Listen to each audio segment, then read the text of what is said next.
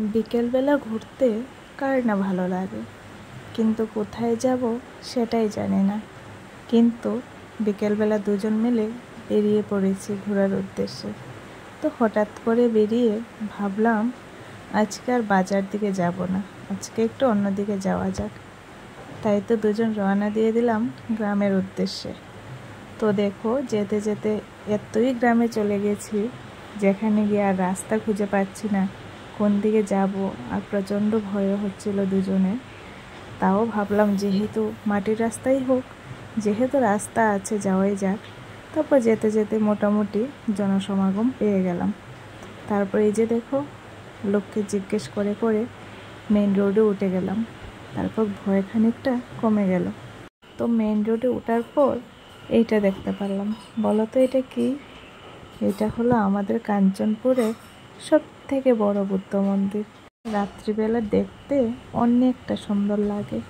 তারপর আমরা যেতে যেতে এই যে দেখো চলে এসেছি গন্তব্যস্থলে। তো বেশ কয়েকদিন আগে এই রাস্তা দিয়ে গিয়েছিলাম, তো জায়গাটা দারুণ লেগেছে আমাদের। তো আজকে যেহেতু বেরিয়ে পড়েছি, কোথায় যাব বুঝে উঠতে পারছি না। তারপর বরকে বললাম চলো এখানে যাই। আর এই যে দেখো এখানে আসার পর জায়গাটা দেখে এত ভালো লাগছিল, চারিদিকে শুধু সবুজের সমারোহ। আর এই যে দেখো দূরে দেখা যাচ্ছে এটা হলো আমাদের ত্রিপুরা রাজ্যের জম্পুই পাহাড়, যেটা কমল লেবুর জন্য বিখ্যাত। তো আমার তো জায়গাটা দারুণ লেগেছে এখানে এসে। আর যেহেতু বিকালবেলার পরিবেশ বুঝতেই তো পারছো কতটা ভালো লাগছিল। আর মাঝে মধ্যে এরকম একটু ঘোরাটা অনেকটাই দরকার, তাহলে মনটা অনেকটা হালকা হয়ে যায়। আর বরের সাথে টাইম স্পেন্ড করতে কার না ভালো লাগে।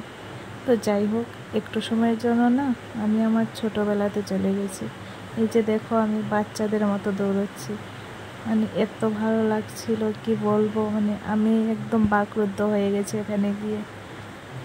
তো আমাদের ঘোরা শেষ, আর অনেক ফটো টটো তুলে নিলাম। আর জায়গাটা খুব সুন্দর একটা জায়গা, দেখো মনটা একদম শান্তি হয়ে গেছে এখানে এসে। তোমরা চাইলে তোমরাও আসতে পারো, আসলে সত্যি অনেক ভালো লাগবে।